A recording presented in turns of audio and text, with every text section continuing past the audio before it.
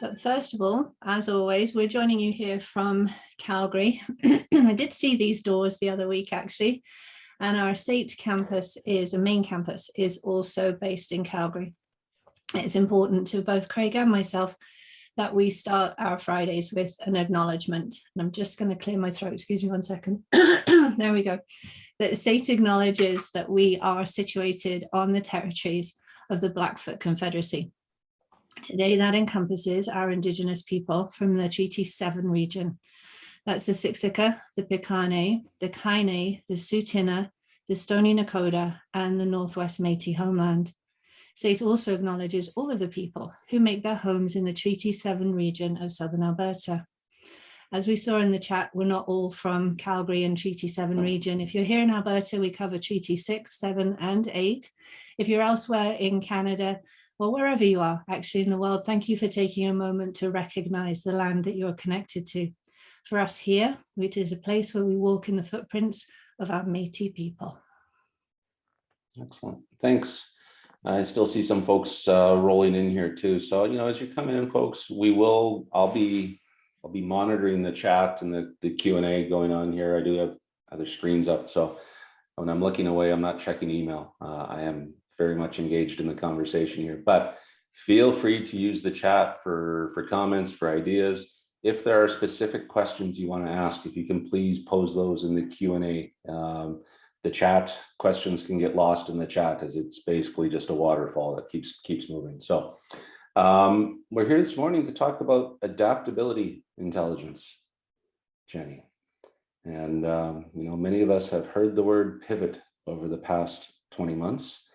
Many of us are probably sick of it. It is no longer as funny as Ross made it in Friends. But let's kick off with just what is adaptability intelligence? That's a good question. And it covers, as all of those do, it covers a really broad spectrum. At the heart of it, though, is literally as it sounds, our ability to adapt. And so before the pandemic, everybody was throwing that acronym VUCA around. There was a paid reality. Change happened fairly constantly. Like we used to think of change as sort of one single event. You kind of get through the messy bit and the grass would be greener on the other side. And there's those wonderful change curves. And then there was more and there was more, and you could create a wallpaper with the change curves that everybody had. And then the pandemic hit as well. And it just feels like we're constantly, it's not one pivot. Our days are turning into pirouettes. We're going that way, we're going back, we're coming here. And so adaptability intelligence is all about leading your teams through being able to tolerate that ambiguity, being able to navigate all those changes that are coming on with some degree of still getting the day job done, of course. And then the other piece that I like that's within here is that, what if there's a different way? And we know there are different ways, but we're kind of attached to what we created in 1990 because it worked. And now it is not working so well. And so it really covers that whole gambit of change, adapting, doing it differently. Sorry, can you dive in on that one a little bit deeper? So when you talk about what we did in 90, we're tied to what we did in 1990 and it doesn't work anymore. What are you talking about there? We have a lot of legacy practices going on. So I have to be careful here, and this, but one of my favorite conversations is performance management. So it was set up for when the world of work was very different. And so I'm quite sure that in 1990, when I was still running around being a university student, that it was, my age way here, but it worked, and it worked well because we could probably get away with ranking people by a number. Yeah. And we could say, okay, you did this work all by yourself, and therefore we'll rate you on that. But when you look at what we're doing today, even just that shift from working face-to-face to working virtual, you have to change the way that you're running that piece. But we don't like to do it because the system that we created is nice and easy. And what do you mean we have to change it again? So that's kind of where I was going. Yeah, it's interesting too, because for me, you can even see it in some organizations still who, as much as we know the way we are working is changing, right? There's 100 and some of us sitting here this morning on this conversation. This isn't the only time we're going to be sitting here staring at a camera today. Many of us are going to have other meetings like this, but there's still, it's this resistance to change. And you see it with organizations. We've got the office space. Let's get people back in the office, right? How do we, why would we not have them come back to the office, even though productivity is, perhaps as good as it's ever been, better in some cases. Agreed. In some instances, it's probably not as good as it's been because you're losing some of those serendipitous conversations in the hallway and so on. But how do you deal with the organizations or those thoughts around just the resistance to change? We've always done it. We're going to get through COVID and things are going to go back. So let's just, let's get back sooner than later.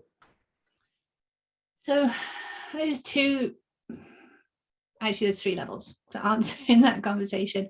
On an organizational level, I think whoever's doing that, looking at, thinking, given what we've learned from the pandemic, it's probably time to wake up and smell the coffee. And, it's time for us to recognize, as you just said, that we're shifting. There is no normal. And I'm tired of the phrase, the next normal, because I was like, I don't know, we're waiting for tomorrow. And so that that's a mindset piece and a strategy piece, I think. And then you've got that resistance at a team level, at an individual level. And generally, there's a quote that I love. Ben Zander said it, and he said, what if a critic, and then that resistance in that critic is just a passionate person that doesn't want to be disappointed again? And so resistance often comes because we're afraid of being disappointed. It's not a cool place to hang out. We've been let down before. We've been through that before. And so then when we stop and we look at it on that human level, what are we missing? And so then another piece that I'm pretty keen on in this area is we often go through that change management, but we forget the change leadership across the top. And there's a fundamental difference between the two. So yeah, I think those would be the two pieces. Interesting. And so folks, and Barbara, your comment there, I agree. I don't think things will go back either. And the whole next normal or new normal. I was having a conversation with an old colleague yesterday.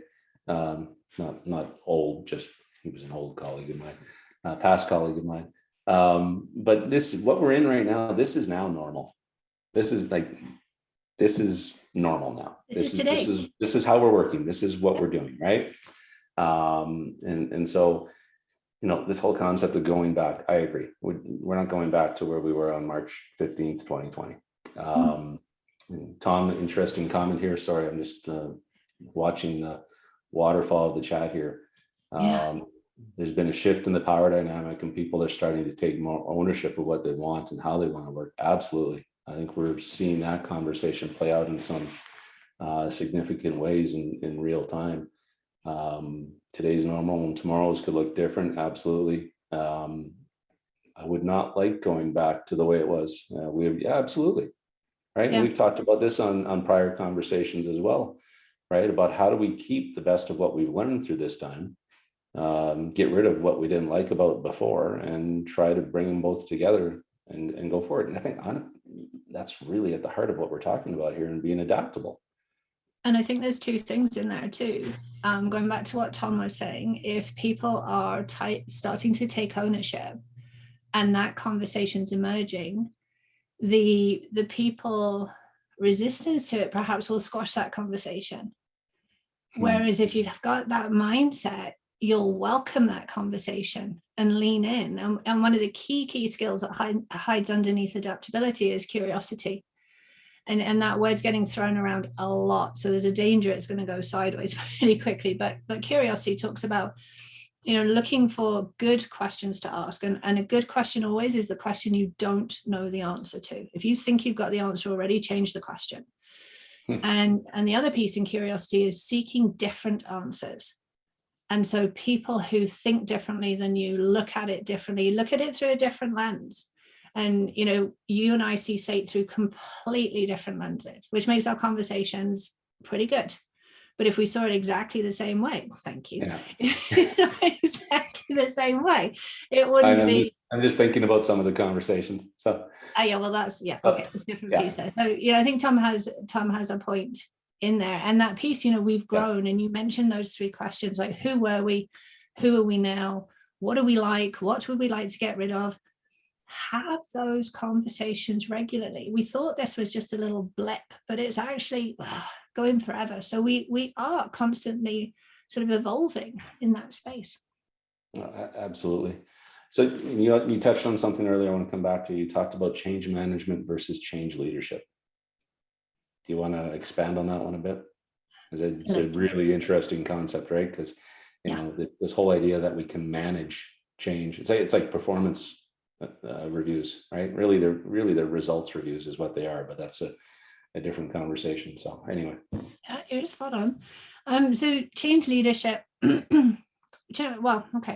Change management happens all the time, and there's a phenomenal association here in Alberta. We've kind of got that nailed. We know how to work that piece, but what often is missing is that change leadership piece. And so change leadership really speaks to the leaders and how are you leading the people through the change.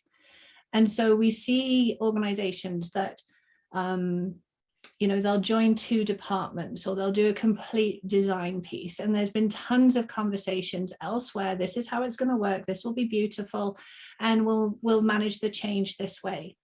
And the leaders get it because they were a part of that conversation. And then they start living the change. But the people who, let's face it, are the ones that we really, really need in our business and in our organizations are none the wiser. And so change leadership really speaks to three different things. One is the communication. And when we're working virtually, the cadence of communication is much, much different. We have to be virtually present a lot more often. And then the second one is coaching people through that change. And the problem with what we're in now in the pandemic, frustration levels are higher and fear levels are higher. Wherever your fear sets, there's a ton of fear for job safety out there. There's a ton of fear for health out there. And so, coaching people takes away from that directive piece. Yes, you still have the day job to get done, but how can you coach your people through change? And the beauty of that is that when you're coaching somebody, one size doesn't fit all. We all take change differently. Some of us are like, oh, bring it on, let's go that way. And, oh, okay, pivot, we'll go that way. Whereas other people are still stuck back on the first stepping stone saying, well, what if I take that next step? What does that look like? What if I'm not very good at this new skill that you want me to take on? Mm-hmm. So that coaching piece really speaks to a different level of leadership. And then the last one that I like to include, lead your people, be there. And sometimes leadership is just downright uncomfortable. Oh, 100%. People need, right? They need you in this point. They need that support in there. Yeah, and so it triggers a couple of questions from me around, and there's a couple of interesting comments here as well. Sorry, I'm just going to come back to them before I go on to my selfish questions. But, Barbara with a good point here that the shift has taught everyone the freedom to contribute in more creative ways to move forward and get things done. Absolutely, right? You think about how we've had to adjust, adapt. It starts to sound repetitive talking about adapting, but at 100%. Tom with a really interesting comment here as well. The resistance, I think, comes from those who have a more control mindset, and you've lost control during this period. Absolutely, and it's interesting not only to see those individual contributors who have felt they've lost that control, but more so to see the leadership levels who are struggling, I think, with this change, right? And how do you, as a leader, when you're used to having control, work your way through that. Just taking a good peek here. Andy, good point. As we said in the military, leadership is lonely. Yeah. 100% agreed on that one. And good leaders have people that will come along willingly instead of being dragged. Yeah.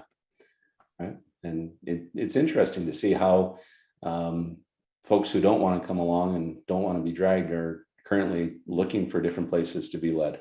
Right. And so that one's really interesting. So you come back to something here. What if you're the leader who's struggling with ambiguity and you're the one who now also has to help your team manage ambiguity and adapting and so on. That, Yeah. as a leader, if you can't get your mindset right to start with, this is going to be a really tough road to hoe.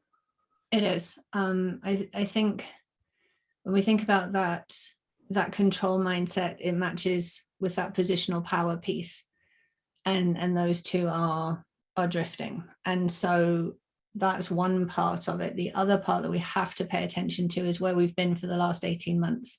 Greg McKeown says there's basically two kinds of people at the moment. You're either burnt out or you're burnt out.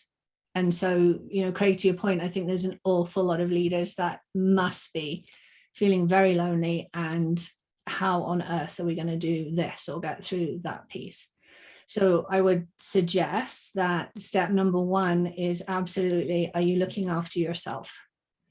And when everything's busy and when that whirlwind is going and it's just, you've got information overload coming and people who need you, it's really, really hard to say, here's my boundary, I've got to take care of myself. But if you're, what's that expression? If you're not filling your own cup, you can't help fill other people, something along those lines. Yeah. And so that self-care is really, really important. And then the other piece, the other suggestion, and can only do that, is, stop sprinting, stop running, and just take a moment, and take that moment regularly. Because when we're trying to get from A to B so fast and beat this and reach that and drop that, if we don't stop and think, we're just going to get caught in that tidal wave, or whatever analogy you want to put around it. And then, so actually let's use the storm analogy, because if you keep creating in there, all you create is lots more mini storms and everybody's rising. Whereas if you can take that moment and just stop, do a reality check. Where are we at? What do we need? And I'm quite hooked on a new book at the moment. I've been telling you about it, The Promises of Giants, John Amici. And he talks about his mom, actually. She was a doctor working with critically ill patients. And she would go into these homes in the UK, and the patient would be upstairs and she would come downstairs, and all the family would be like, we can't cope, we can't do this, we can't manage it. And she would just listen to everybody for a few minutes. And then she would say, you can do this. And for the next week, this is what we're going to do. And he talks about the shift as people say, okay, well, for a week, yes, this is what I'm going to do. And so when we're looking at leaders, when you stop and you think, you're like, okay, so for the next 30 days, the next 60 days, the next 90 days, wherever you want to put that parameter, whatever gives you that feeling of yes. And the more that we do that, the more we feel back in control. And now I'm talking about a control, not controlling the people, control the controllables. And then that begins to just calm the waters. Mark Goulston says we have a ton of noise in our head and a whole ton of noise in our world, and we just need to find the space in the middle every now and then. Yeah, no, it's interesting in some ways. The fact that many of us now sit here at these screens all day, emails popping up, notifications popping up here, MS Teams, whatever, Slack, right?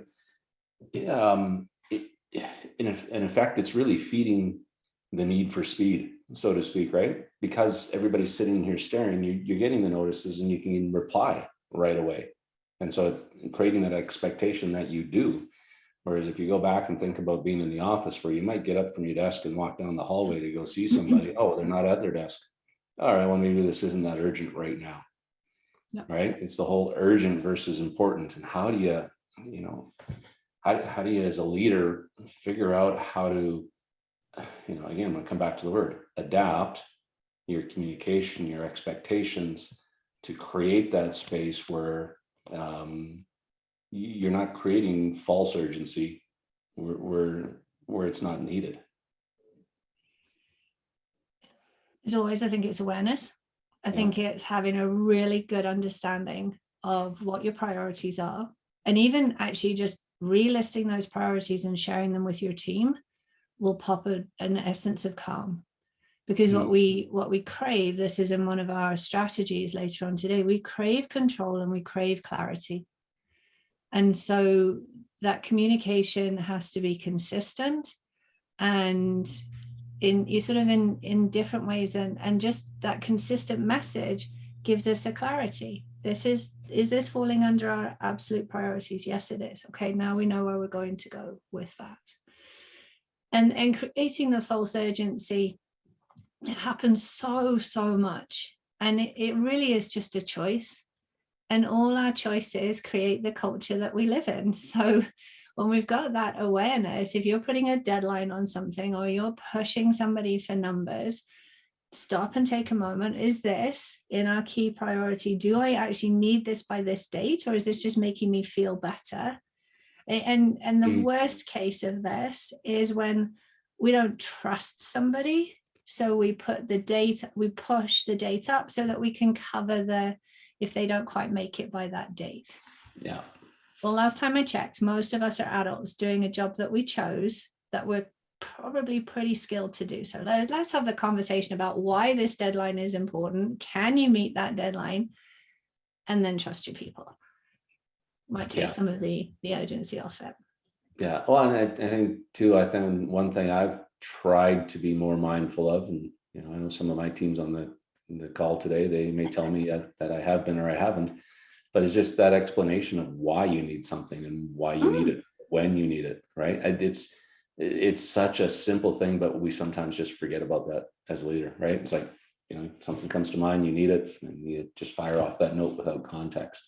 And that's the big picture piece. And that when we're talking about change leadership and the communication piece, there's the really important part of it. And what happens is, as leaders, we've been thinking about it for a while. We've been having different conversations. And this is more dangerous if we love it, if we think it's really, really good.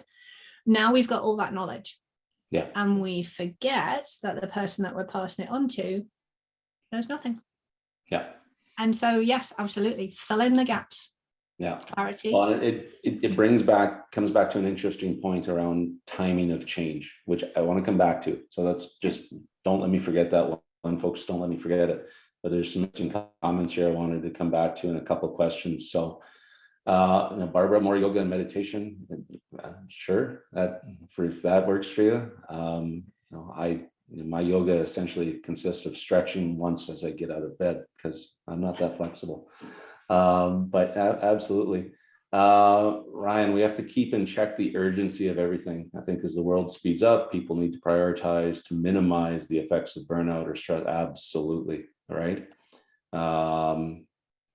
Yeah. And Kathleen, those impromptu conversations that can happen can be very valuable. And I think for me, that is probably, those impromptu conversations, those moments of serendipity, as I call them, have really been lost.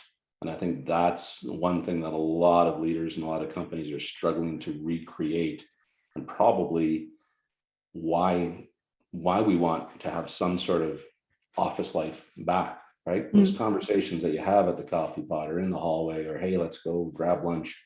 You don't have them now, right? And sometimes just the freedom to be unstructured in those moments is what leads to ideas coming out. So it really, really good point. I'm just going to touch on that, Craig, because I think this is important. I think because God bless Teams and Microsoft Office, but that calendar puts us into boxes, and you behave by your boxes, and your boxes sometimes go back to back, and sometimes there's a bit of space. Like our calendars are like a Tetris game. And so, what if, and try it as an experiment, but what if you had some definitely interruptible times? And that time can change. And what if we talk to our teams about, I miss just touching base. In this definitely interruptible time, phone me. You don't have to turn your camera on. You don't have to use Teams. Pick up the phone and call me. Let's have a conversation. And that in that time, anybody could call you. I put it on your email signature if you like. Yep. And then that says to Jenny that doesn't even work in it, oh, Craig is definitely interruptible. And then I have a seed of an idea. I might pick up the phone and call you. But I know then that it's not a bad time. And that puts the control back, because when you want to focus, or when you want to really concentrate on something, or there's a client meeting or whatever, then you've got that time that's protected. But if you're definitely interruptible, now I don't feel bad about breaking into that timepiece. Yeah. And I just wonder what would happen if we try. If you've tried this, let us know in the chat or in the Q&A for sure, because I think we can recreate it. I think we're just hesitating because we think we might get it back. Yeah. Yeah. No, it's especially over the last 6 months or so, as we've, gone from the greatest summer ever to what we're going through now. I'm not being political. I'm just saying that's what we've gone through here in Alberta. There's been a whiplash effect in all of this. Mm-hmm. You're thinking it's coming back, it'll be good, and then things change. You know what? This is what we have to get used to now. We have to learn to live with it and keep carrying on. Question from Sinead: how do you manage leadership that refuses to prioritize and treats everything as urgent? Oh boy. I think, well, two things I'd encourage. I would encourage to keep having the conversation and being realistic in that conversation. So, it's a curious piece that we talk about priorities, because I'm pretty sure when that word was developed, it was singular. And like, how can you have 5 number 1 priorities? You kind of can't. And so, that's a conversation to have. And the reason that I'm hesitating is there are just some leaders that won't welcome that conversation because they're caught in their own whirlwind, and that's a pressure coming from above. So at that point, I think it's try and have the conversation. What are the most important filters? And create calm within your own world. And if it is an absolute stress and absolute exhaustion, and you keep running into the same brick wall, then there's a choice to be made if that's the culture that you choose to work in. Like it's just so tough. I hate saying that out loud. But if you cannot get beyond that, and that is a company's culture, then we choose whether we work in that urgency or not.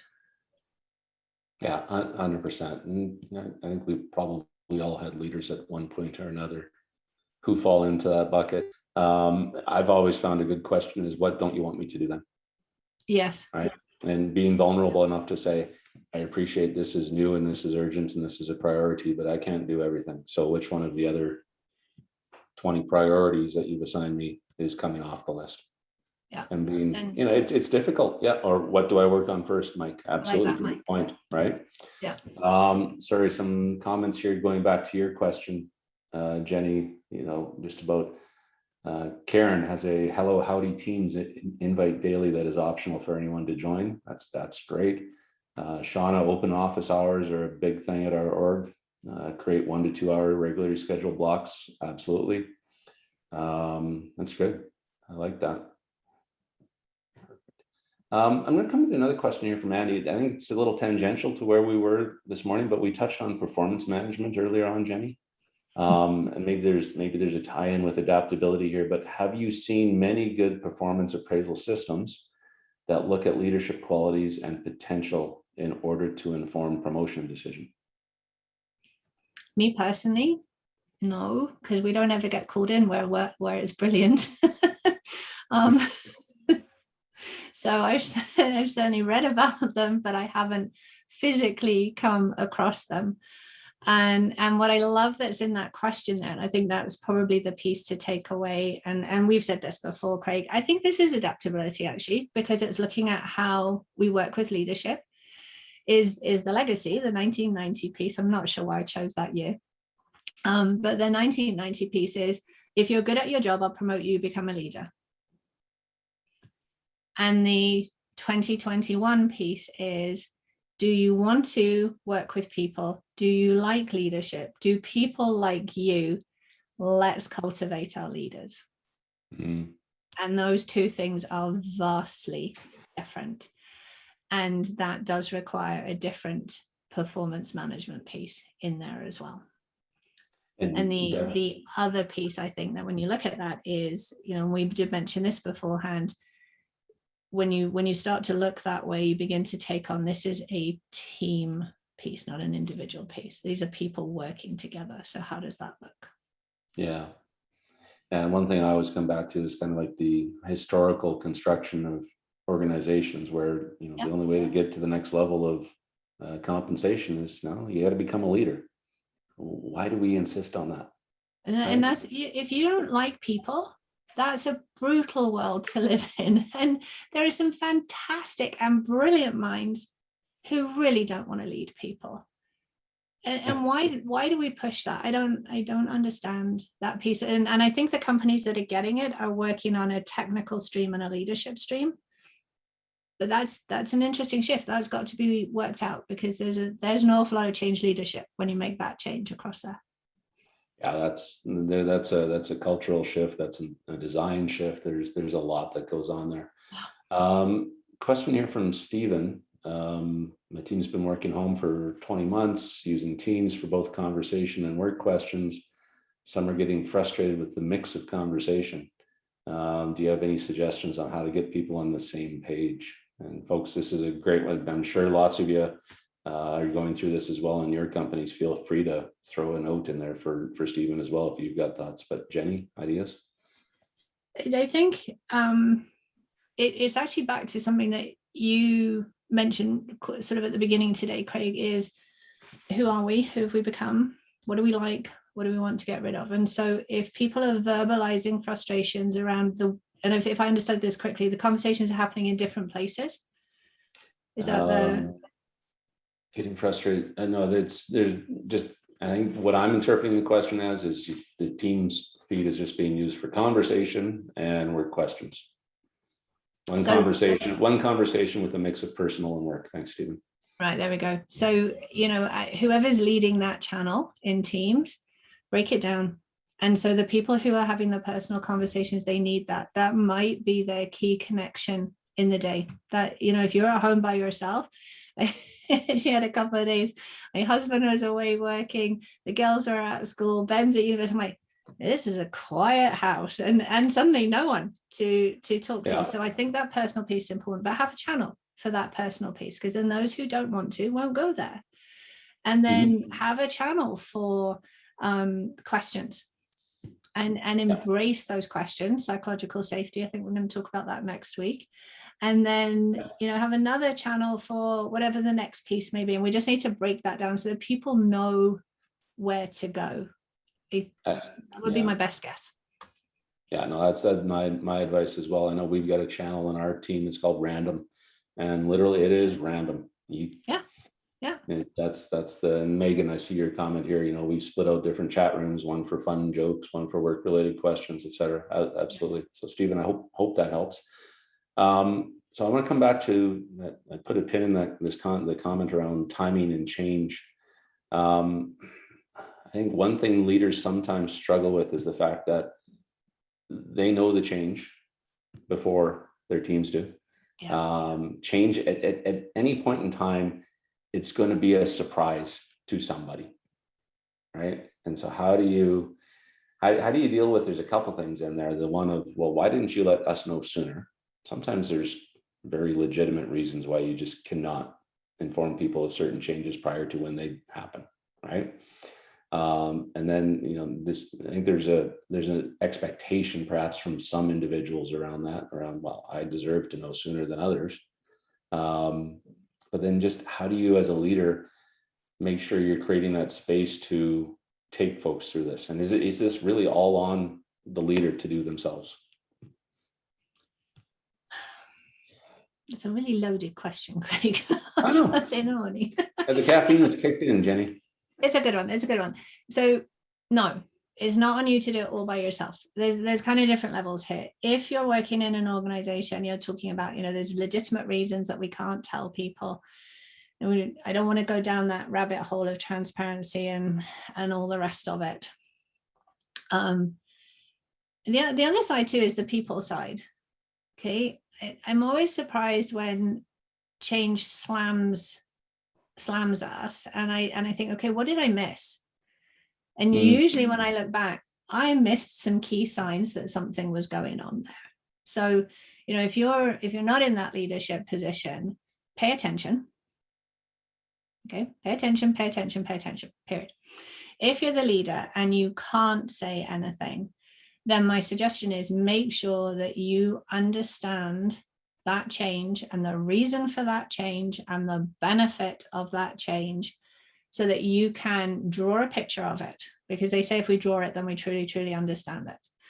And really that's your homework, because our job when we are allowed to talk about that is to make it safe. And really what we want to do is have people buy in. And then at that point, when we can talk about it, I believe it was Mind Gym that used the expression, find your Elvis. And Elvis is the person, they're not necessarily a leader, they don't necessarily have a title, but people gravitate towards them, people love them. And at lunchtime, when we used to work face to face, that's where they would go sit. And so who's your Elvis, and can they tell your story too?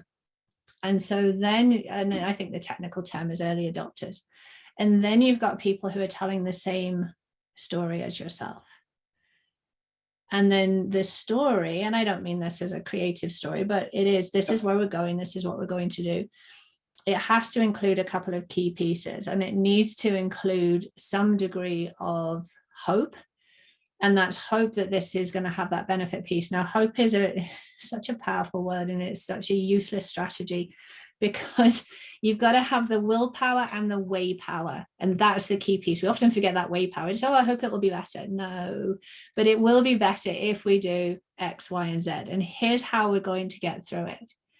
And the key piece in this, when you're doing your homework at the beginning, again, we're overusing this word at the moment, but are you empathetic to the end user, or to your people, or to the customer, whatever that piece is? And that's the danger in that lack of change leadership.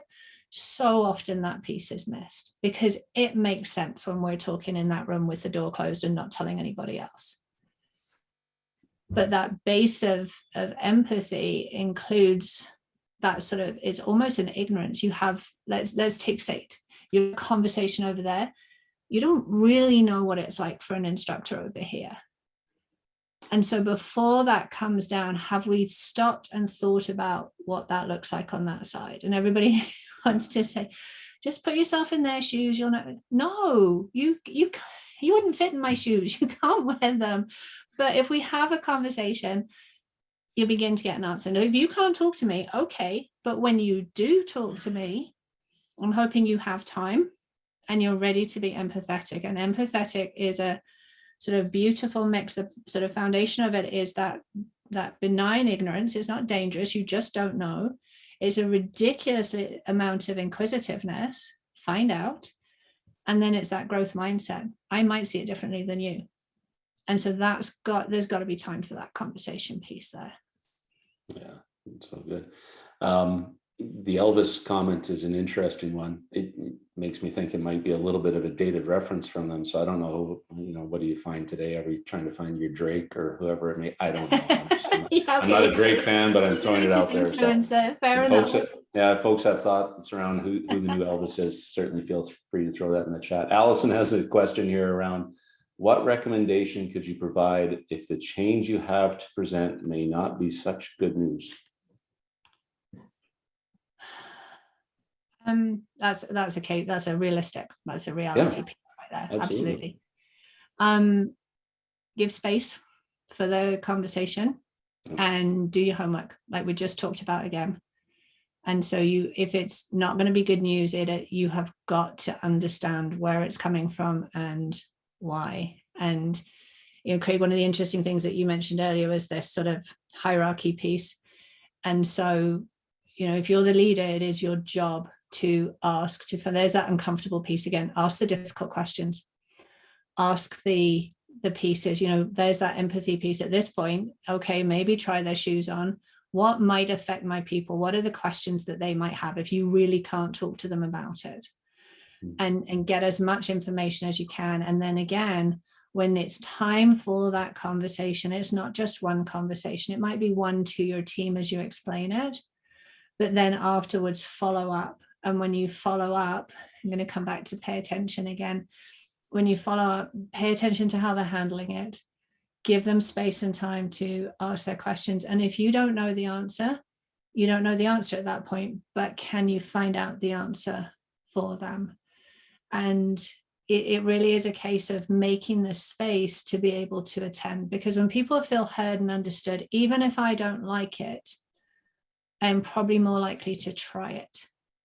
But if it is just being sort of squished on me, yeah, all right, you're going to get that resistant critic again, because I don't get it.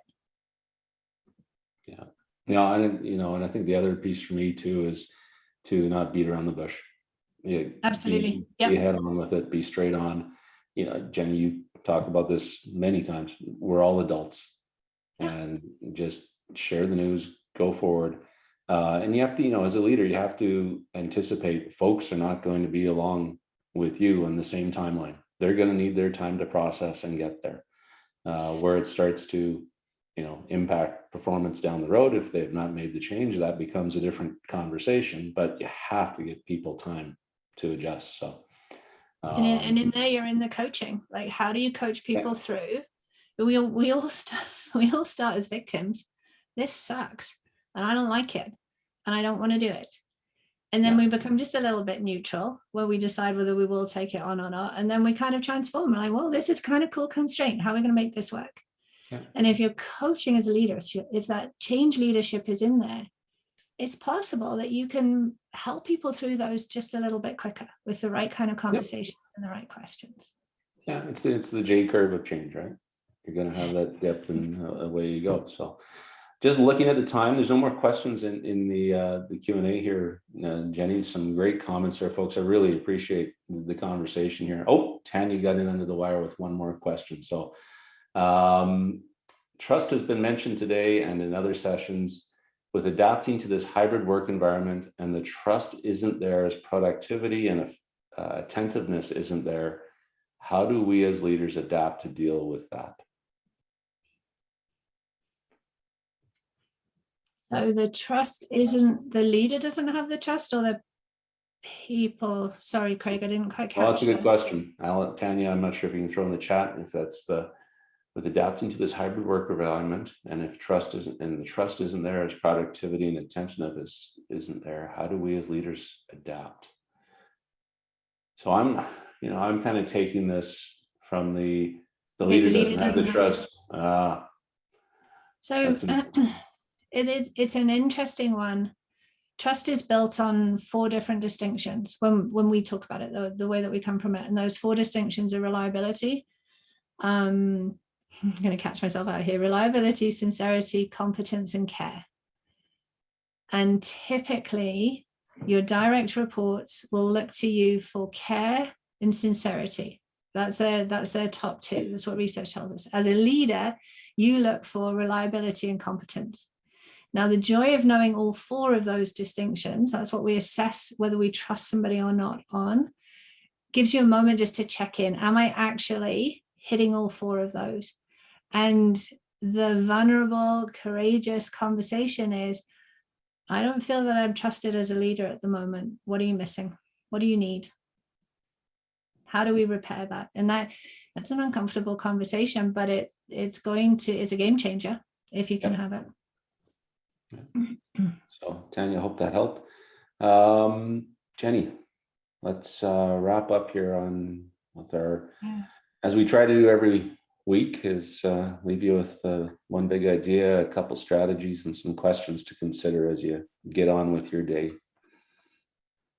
There we go. There's a big idea. It worked. There you go. Excellent. So our big idea today is that this is a defining skill set. And we're seeing this already. It's determining the difference between survival and thriving. And that skill set underneath, we've talked about some of them today. It's a pretty long list, but right up there at the top: curiosity, communication, coaching, and that, I can't put a name around it, but that ability to sort of stop, reframe, think, and pause within there as well.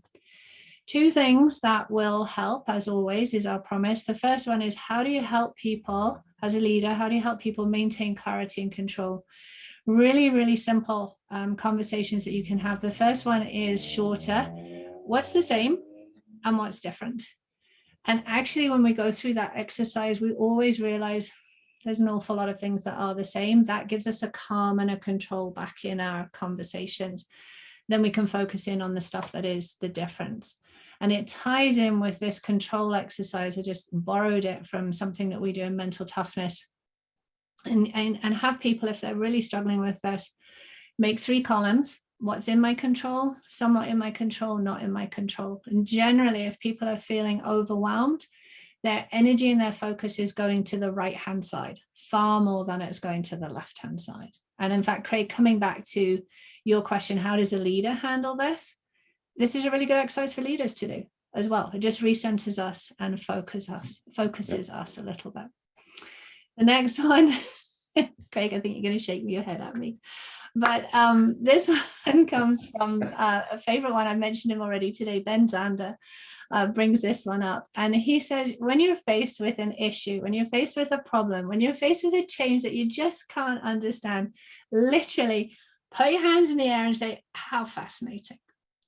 And I have people in stitches over this. He does suggest you try it in your golf game first and see how that works. But the piece is curious. The minute that we do this with our body language, you drop cortisol, which is your stress hormone. And so immediately you're looking at things differently. Think when there's a problem and we go tense and we hunch up, we cause tension. So this allows us to open up. But the how fascinating is crucial, because once you've looked at it and said, that's fascinating, or how fascinating, where do you go to next? You look at the big picture. How did we get here?